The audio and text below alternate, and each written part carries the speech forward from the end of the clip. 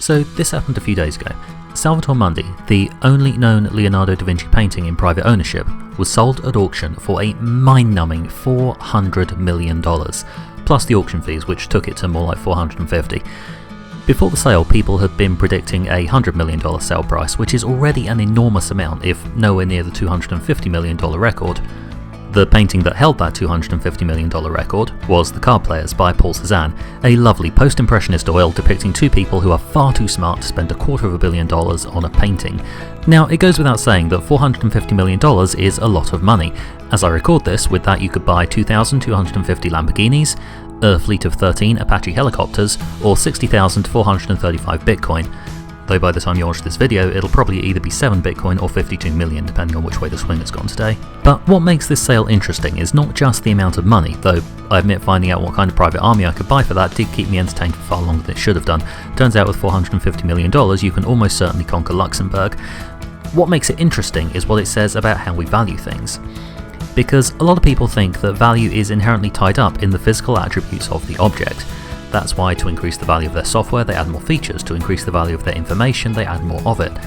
They think it's tied to content, to beauty, to use.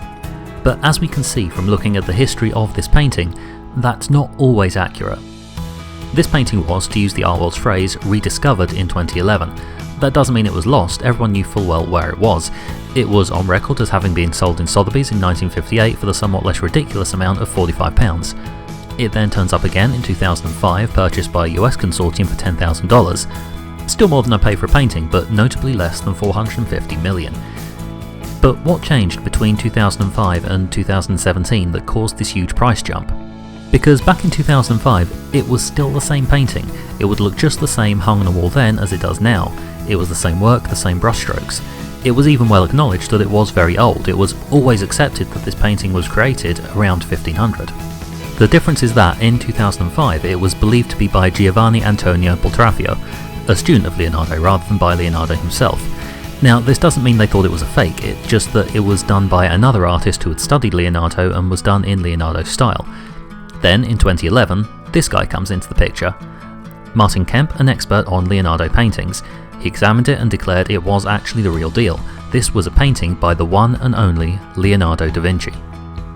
And that was all it took. As soon as people thought it was a real Leonardo painting, the value skyrocketed. And it wasn't even a guaranteed attribution. You might think that for something to gain so much value, it'd have to be through some kind of rigorous scientific study, but no.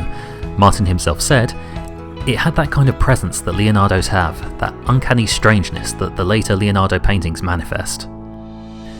Uncanny strangeness? Well, that settles it. Except of course it doesn't.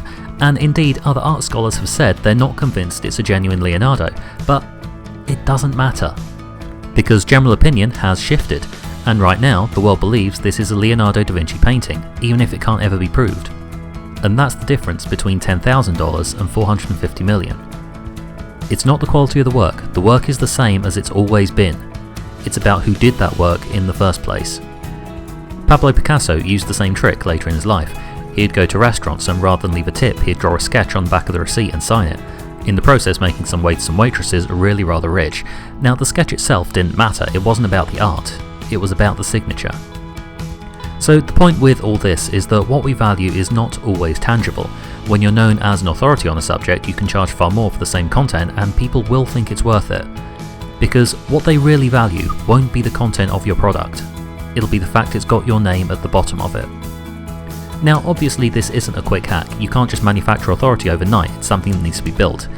This is a reminder that there's far more going into the prices you charge than just the product, so if you're looking for people to value your work more, it's not just about adding a new chapter or new feature. Sometimes, just a bit of uncanny strangeness will do.